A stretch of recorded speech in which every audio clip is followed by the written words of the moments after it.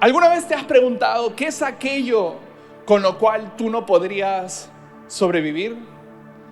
¿Qué es aquello con lo cual tú no podrías vivir? Hace unos meses se rompió la pantalla de mi celular y fue muy difícil vivir sin celular por algunos días. No me morí, pero sí fue algo muy desafiante. ¿Qué es con lo que no podrías vivir? Yo no crecía en la familia más comunicativa. Es más, mientras mis hermanos y yo íbamos creciendo es cuando nos aprendimos a demostrarnos afecto, y todavía es raro escuchar a mis hermanos decir te quiero, bro, y yo también. Lo reservamos para épocas especiales, para Navidad y ocasionalmente cumpleaños si nos acordamos. Pero no fue tal vez algo con lo que crecimos, y es algo que venimos trabajando de manera intencional. Pero no porque nuestros papás no eran así. Nuestros papás sí siempre nos demostraron que nos querían mucho. Pero por ejemplo, en cuanto a desafíos familiares, ¿sí? Digamos, nuestra historia como familia no es la más fácil, y por mucho tiempo vivimos varios desafíos financieros. No nos preocupábamos mucho porque como hijos no nos enterábamos, y capaz los padres van a decir sí, amén. Porque un papá pues da la milla extra con tal de darle lo mejor que puede a su familia, lo mejor que puede a sus seres queridos, sin tratar de impactarlos y generar estrés. Entonces, cuando habían desafíos financieros, cuando habían problemas económicos en la casa o desafíos de cualquier índole, yo sabía que podía contar con mis papás, porque ellos eran quienes solucionaban todo. Si de repente los hijos estábamos en diferentes escuelas, no había problema, mis papás solucionaban eso. Si es que de repente faltaba dinero en la casa, no había problema, porque mi papá conseguía un segundo empleo. O veía qué hacer, compraba autos para venderlos, y se conseguían los recursos para poder seguir adelante. Y entonces no era un problema. Todo desafío siempre se solucionaba, porque tuve unos grandes papás. Ahora, uno en la vida va creciendo y uno, espero, se va independizando un poco.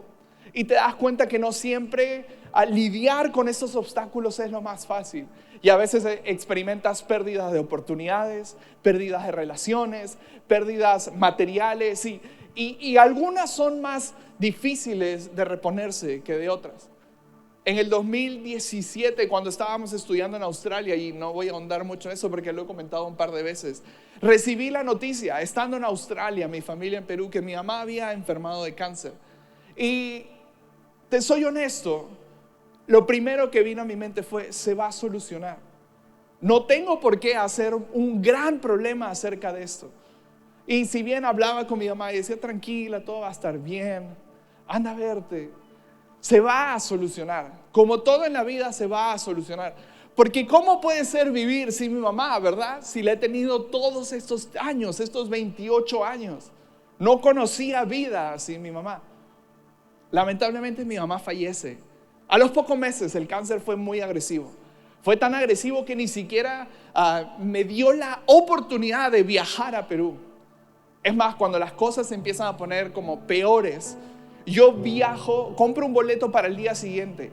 Y es al momento que yo cierro la maleta en esa madrugada, y me acuerdo el instante, lo tengo grabado en mi mente.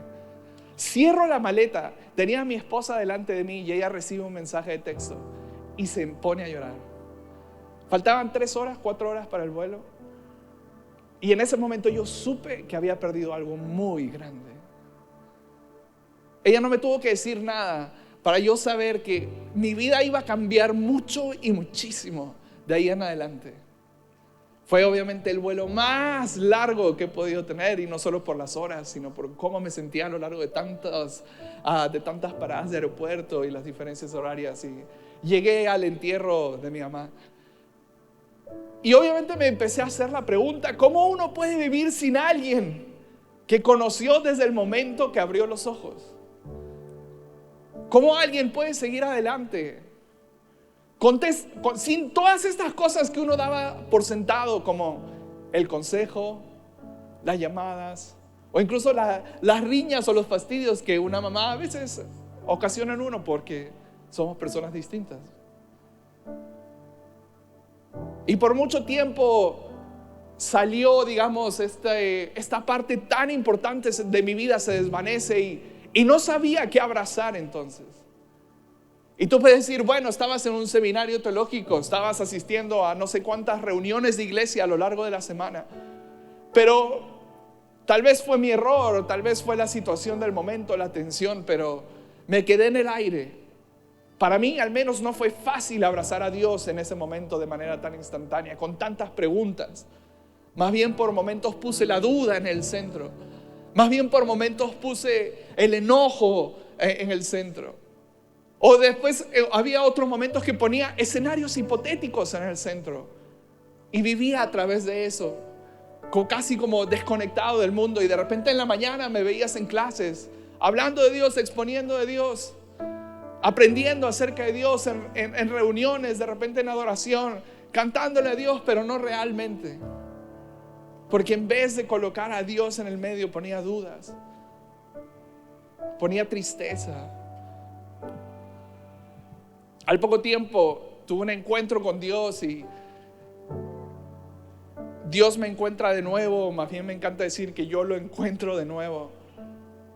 Y es ahí en este salmo se convierte en uno de mis favoritos. Es el Salmo 121, que me encanta, que aquí en Monterrey toma otro sentido, porque dice: levanto mi vista hacia las montañas.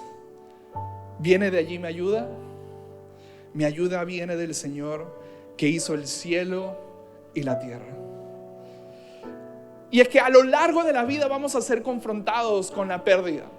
La pérdida es una característica de este mundo.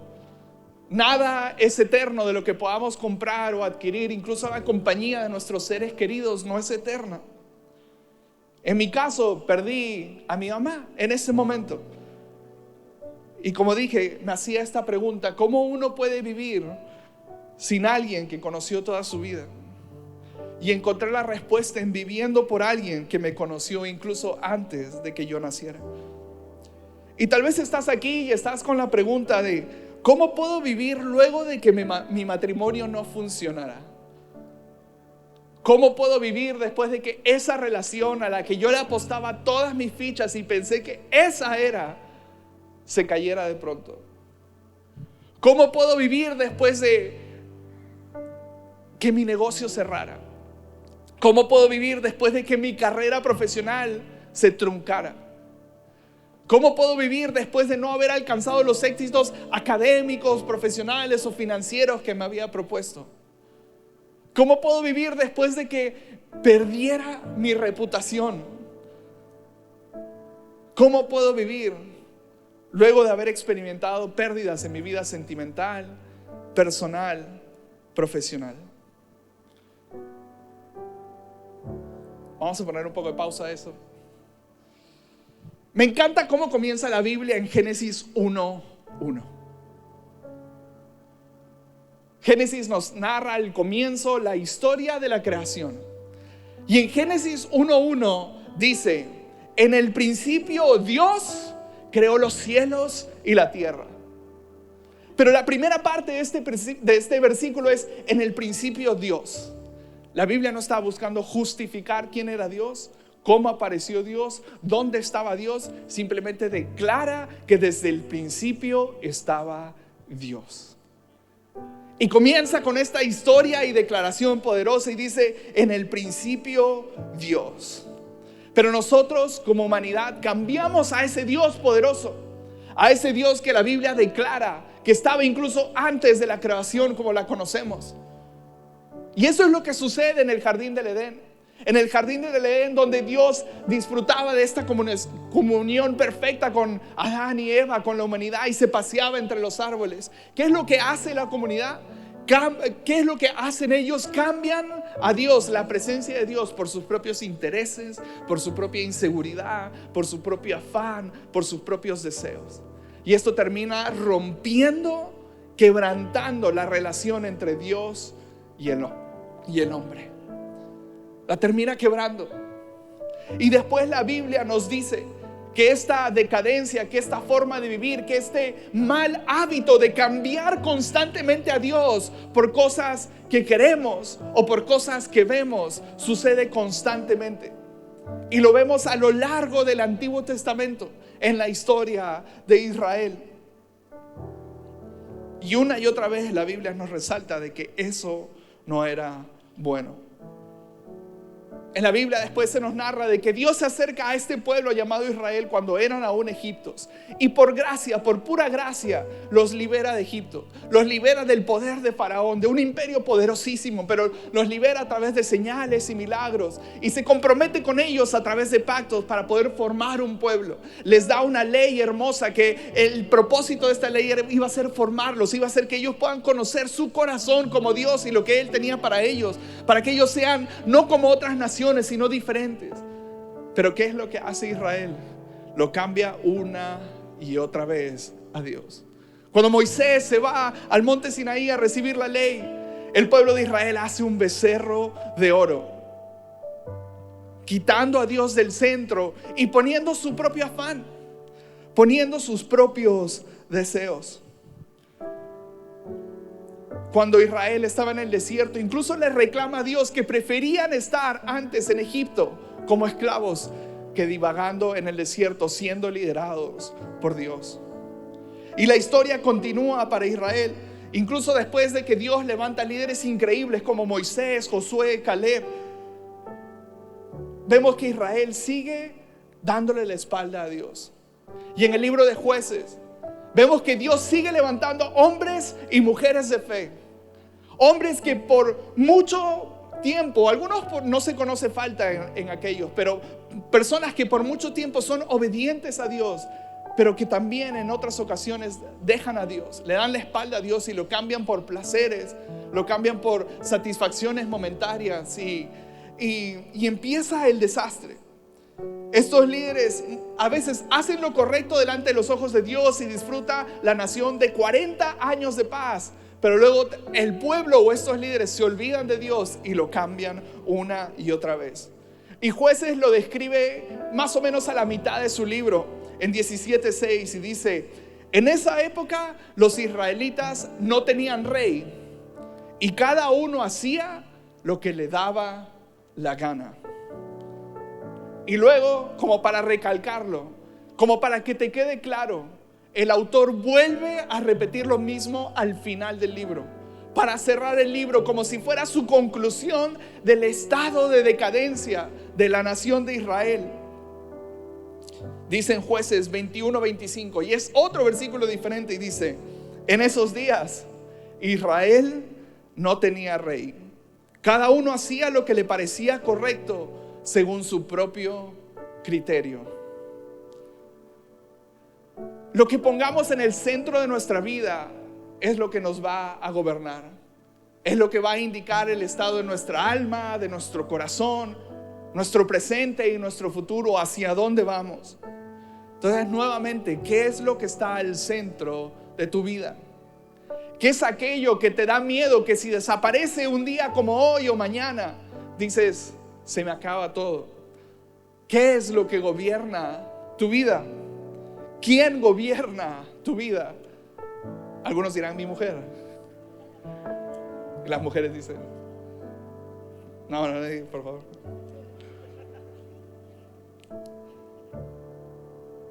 Esta declaración de que cada uno hacía lo que bien le parecía es una descripción del estado de decadencia de esta nación de Israel.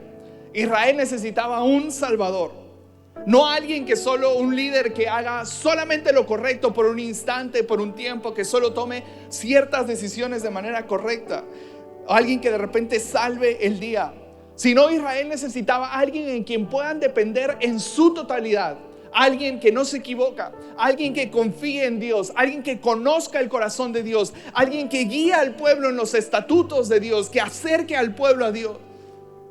Necesitaban a alguien que no lidere desde la avaricia, desde la codicia, desde el orgullo, desde la inseguridad. Alguien que no tenga inseguridades y que no conozca pecado. Y por eso el Salvador no es un pastor, por eso el Salvador no es un novio, no es una pareja, no es el matrimonio. Por eso el Salvador no es uno mismo ni sus propias fortalezas, sino es Jesús mismo. Es más, incluso muchas veces tratamos de hacer iglesia y tratamos de hacer teología y el cristianismo con un Jesús hecho a nuestra manera. Pero lo único que estamos haciendo en ese momento es hacer un becerro de oro. Y no estamos poniendo a Dios mismo y al Dios real en el medio de todo eso. Y entonces quiero volver a ese versículo de Génesis 1:1 que dice: en el principio Dios. En el principio Dios. Y Juan, el evangelista Juan, en su evangelio, comienza su evangelio de una forma muy curiosa. En el primer versículo del primer capítulo de Juan dice: en el principio la palabra ya existía. La palabra estaba con Dios y la palabra era Dios. Y te voy a explicar por qué esto era muy curioso y por qué esto nos debe importar. Leímos Génesis 1:1 que comenzaba con en el principio. Y ahora leemos Juan 1:1 que también dice en el principio. Y es que todo buen judío se sabía de memoria la historia de la creación. Todo buen judío era como el primer cuento, la primera historia, la primera canción, si quieres ponerlo así, el primer poema que te aprendes de chico era la de la creación. En el principio, Dios. Y entonces, cuando un judío del primer siglo empieza a leer o a escuchar Juan, y Juan intencionalmente comienza con en el principio, tu mente automáticamente va al inicio de la historia del universo. Y entonces uno empieza a anticipar que va a hablar de alguien como Dios, de la creación, de alguien como Dios. Y Juan utiliza las mismas palabras con las que se escribe Génesis 1:1, y es el griego gen arke. Gen arke. Ahora, el Antiguo Testamento se escribió en hebreo, pero en los tiempos de Jesús había una traducción en griego que se llamaba la Septuaginta, que era la que normalmente leían.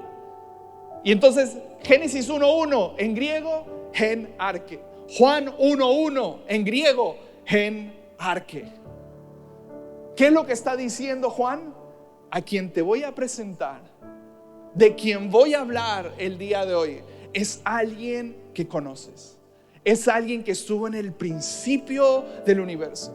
Es alguien quien estuvo en el principio de la creación. Cuando no estaban las montañas ni los valles, cuando no estaban los animales, cuando no estábamos ni siquiera nosotros mismos, Él ya estaba presente en el centro de todo, en arke. Entonces todo judío empieza a leer eso y dice: ¿de quién me vas a hablar? De Dios mismo que estaba presente en la creación. Y luego Juan continúa hablando y dice: en el principio la palabra ya existía. Y ahora tú dices: ok, la palabra, ¿qué realmente significa la palabra? En otras traducciones lo traducen como el verbo.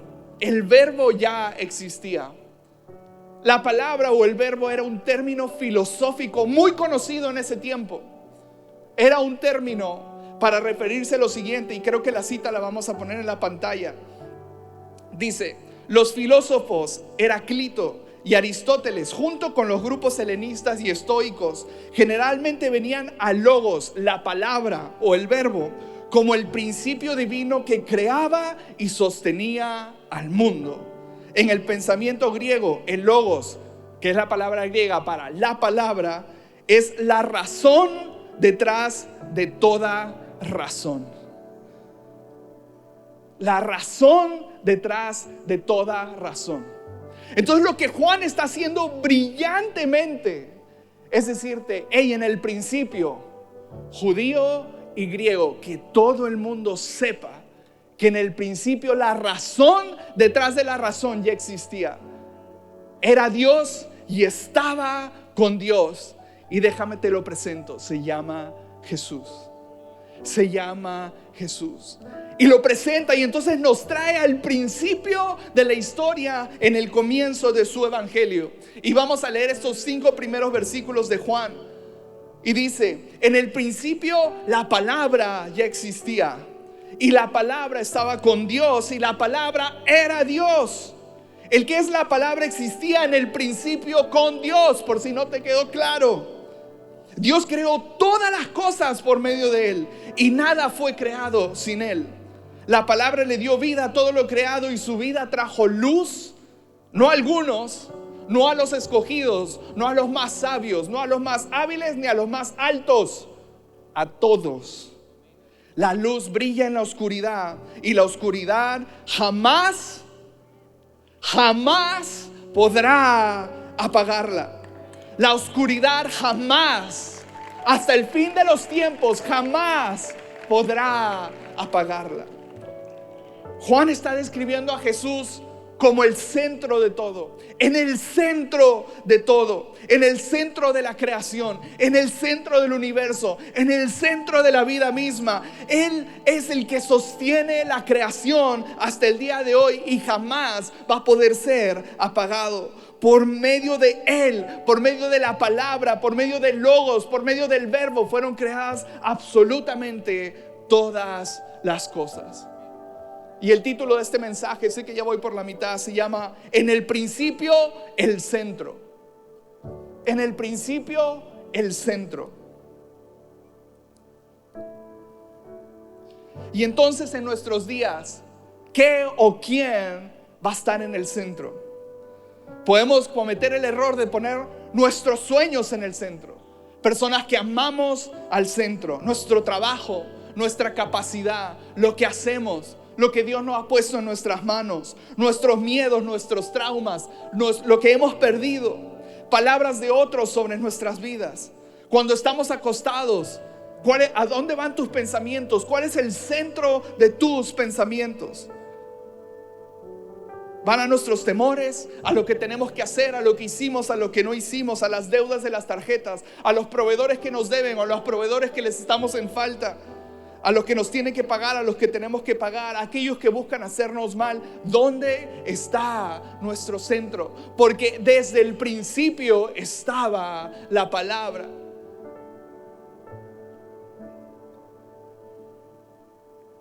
Dios creó todas las cosas por medio de Él y nada fue creado sin Él.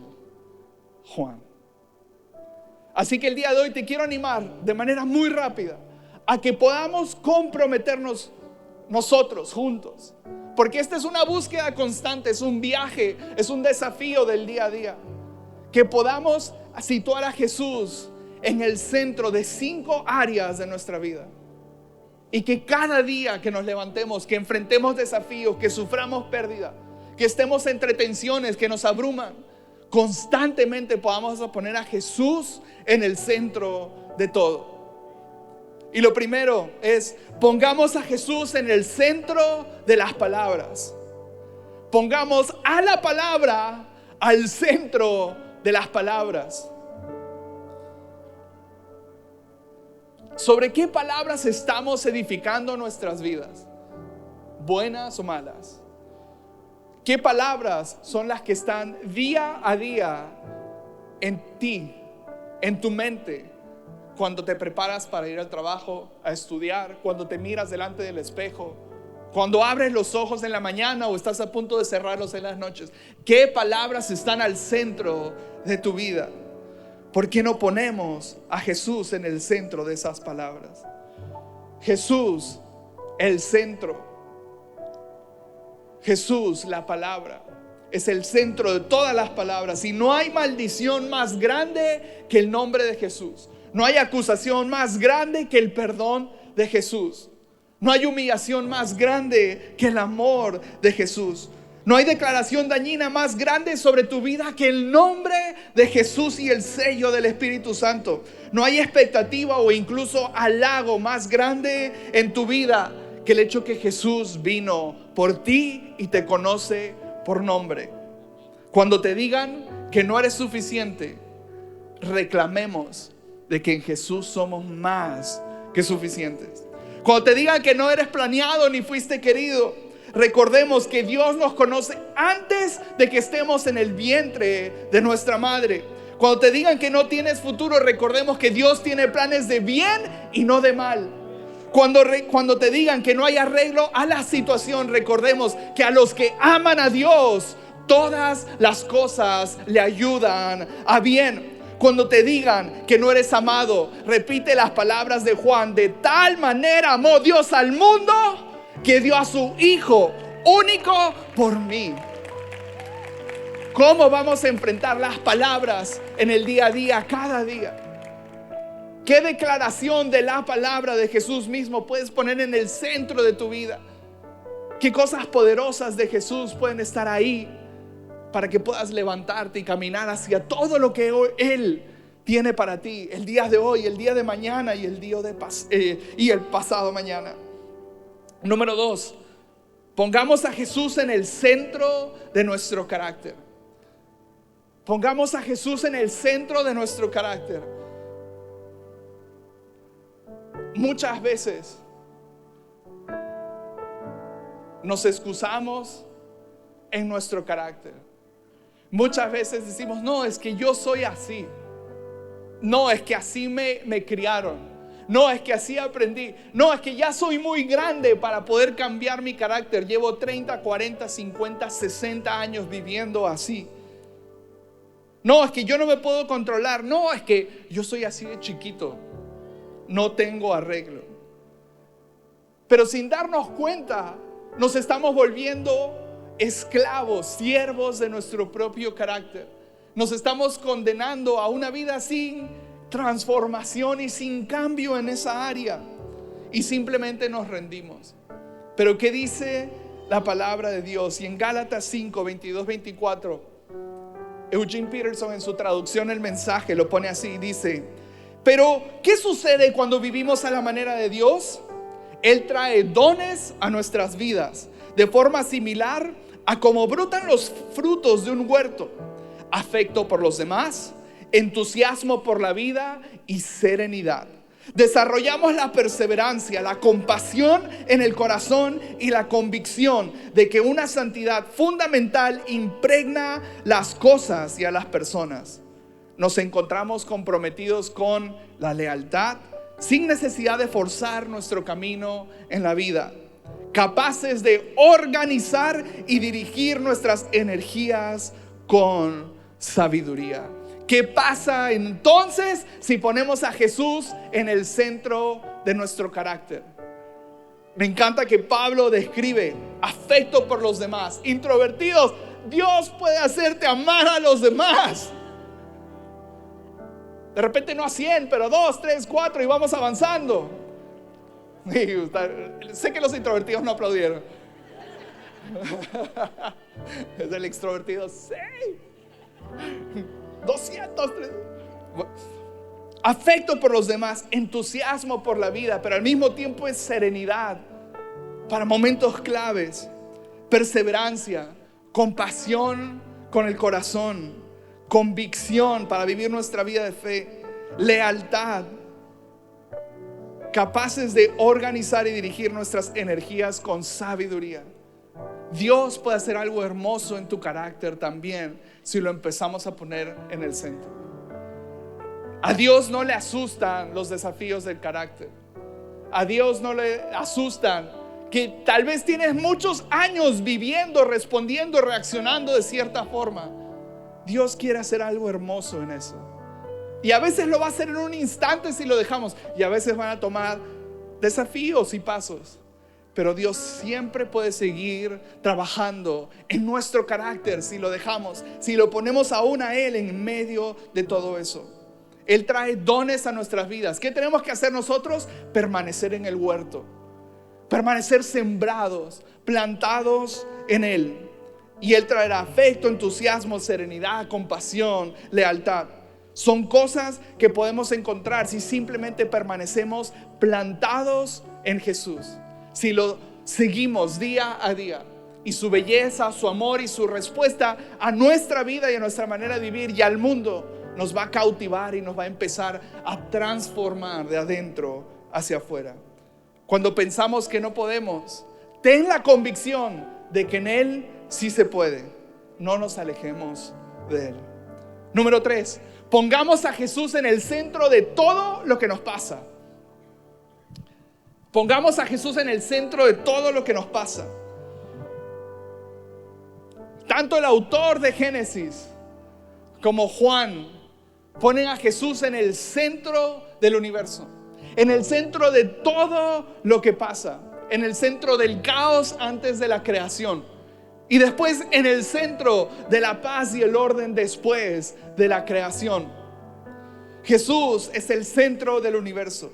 Y si en el principio estaba Él y todo se creó por medio de Él, entonces no hay nada que me pase que escape de Él. Nada de lo que nos pasa está fuera de su control. Colosenses 1 del 16 al 17 dice: porque en Él fueron creadas todas las cosas, tanto en los cielos como en la tierra, visibles e invisibles, ya sean tronos o dominios o poderes o autoridades. Todo ha sido creado por medio de Él y para Él. Y Él es antes de todas las cosas y en Él todas las cosas permanecen. Pablo se puso de acuerdo con Juan y el autor de Génesis. Pongámonos de acuerdo con ellos también. En medio de todo lo que nos pase, tengamos la certeza de que Jesús está allí. De que Jesús está allí. Y se me viene a la mente este pasaje donde están los discípulos en una barca y de pronto viene una tormenta y ellos empiezan a entrar en pánico porque no pueden calmar la tormenta en sus habilidades. No pueden simplemente ya controlar el barco y parece que se van a hundir en cualquier momento. Tal vez algunos sabían nadar, probablemente la mayoría no, y empiezan a entrar en pánico. ¿Y qué hacía Jesús? Jesús estaba durmiendo en la barca, pacíficamente, durmiendo en la barca. Yo quiero el sueño de Jesús. Mi esposa va a decir: lo tienes, amor, no tienes por qué orar. Pero Jesús estaba presente en la barca, pero no estaba a cargo de la barca. Y la tormenta seguía, y la tormenta era fuerte. Pero ¿qué es lo que pasa cuando despiertan a Jesús? Cuando le piden a Jesús que haga algo, cuando lo ponen a cargo, Jesús pregunta: ¿por qué tienen miedo? ¿Por qué tienen miedo? Y le dice a la tormenta, a la creación misma, tal y cual como le dijo en Génesis a las aguas qué hacer y qué no hacer, ahora le dice a la tormenta que se calme y la tormenta se calma. Pongamos todas nuestras situaciones, en todas nuestras situaciones, a Jesús en el centro, porque Él es quien sostiene todas las cosas y todas las cosas permanecen por Él y para Él. Así que cuando venga la tormenta, recuerda que Jesús está en la barca. Simplemente debemos acudir a Él. Cuando venga el diagnóstico médico, recuerda que Jesús está en la barca. Cuando vengan los desafíos financieros, Jesús está en la barca. Cuando vengan los dardos del enemigo a movernos, Jesús está en la barca. En todo momento de dificultad recordaremos que Jesús está en la barca. Simplemente debemos colocarlo en el centro de nuestra vida y Él le dirá a la tormenta que se calme y se calmará. Número 4, y voy terminando ya. Pongamos a Jesús en el centro de nuestra necesidad. Pongamos a Jesús en el centro de nuestra necesidad. Colosenses 3:11, Pablo dice: en esta vida nueva, no importa si uno es judío o gentil o regio o hasta chilango. Se ríe muy fuerte, está muy bueno. Si está o no circuncidado, si es inculto, incivilizado, esclavo o libre, Cristo es lo único que me importa y Él vive en todos nosotros. Pablo está diciendo, en otras palabras, si lo tenemos a Él, lo tenemos todo. Por eso él en su carta a los Filipenses dice: todo lo que he ganado antes lo considero basura. Y Pablo era alguien estudioso, alguien inteligente, alguien que tenía respeto, alguien que había ganado mucho en la sociedad. Y dice: todo lo que había ganado antes lo considero basura Porque no es nada comparado con conocer y tener a Cristo en mi vida. Dice, lo considero basura a fin de ganar a Cristo. Y luego, ¿por qué es importante el tener a Dios por encima de todo y como el centro de todo? Porque tenemos esta promesa en Filipenses 4:19 que dice, mi Dios proveerá a todas sus necesidades. ¿Conforme a quién? A nuestra habilidad, a nuestra riqueza, a nuestra ubicación geográfica, al gobierno de nuestra nación, a nuestras buenas o malas decisiones. No, sino conforme a sus riquezas en gloria en Cristo Jesús. Así que confiemos de que el creador del universo, por medio de quien se creó todo y quien estuvo presente al principio de la creación, es quien suplirá todas nuestras necesidades. Antes de darle más horas de sueño a las preocupaciones y a las ansiedades, antes de regalarle estrés a toda nuestra situación actual, pongamos a Jesús en el medio, aquel que puede hacer y deshacer conforme a sus glorias y a sus riquezas en Cristo Jesús. Y con esto termino el punto número 5. Pongamos a Jesús en el centro de nuestra historia. Pongamos a Jesús en el centro de nuestra historia. Vamos a vivir nuestra historia según nuestro parecer, como sucedía en el libro de Jueces, como sucedía en la vieja nación de Israel. ¿Vamos a vivir según nuestro parecer o vamos a poner un rey en nuestra vida? ¿Vamos a poner un centro en nuestra vida? ¿Vamos a vivir según lo que nosotros queramos hacer, según nuestros pensamientos o cómo nos sintamos cada día? ¿O vamos a poner el fundamento de Cristo Jesús? ¿Sabes? No hay ninguna persona que después de caminar con Jesús haya caminado igual. Perdidos son encontrados en Jesús. Enfermos eran sanados en Jesús. Personas perdidas sin dignidad eran restituidos en Cristo Jesús. Pecadores como tú y yo encontramos perdón en Cristo Jesús. Una vida que llevaba a la muerte es una vida nueva a los pies de Cristo Jesús. Y por eso Efesios 2:20, y termino con este versículo, y dice: juntos constituimos una casa, la cual está edificada sobre el fundamento de los apóstoles y los profetas. Pero dice que la piedra principal es Cristo Jesús mismo. Nosotros edifiquemos nuestra casa, nuestras vidas, todo lo que hagamos, nuestro matrimonio, nuestras familias, nuestras empresas, nuestros estudios, nuestra vida profesional, nuestras decisiones. Edifiquémoslo sobre Cristo Jesús, la piedra principal, aquel que estaba en el principio y desde el principio y permanece hoy para siempre, aquel que por medio de quien se crearon todas las cosas y las sigue sosteniendo hasta el día de hoy. ¿Qué le vamos a entregar a nuestro Dios hoy? Así que vamos a ponernos de pie un instante. Y mientras el equipo canta esta canción que tiene, me encantaría que podamos reflexionar solo por 2-3 minutos y hacernos la pregunta: ¿qué está gobernando nuestra vida que no pertenece en ese lugar?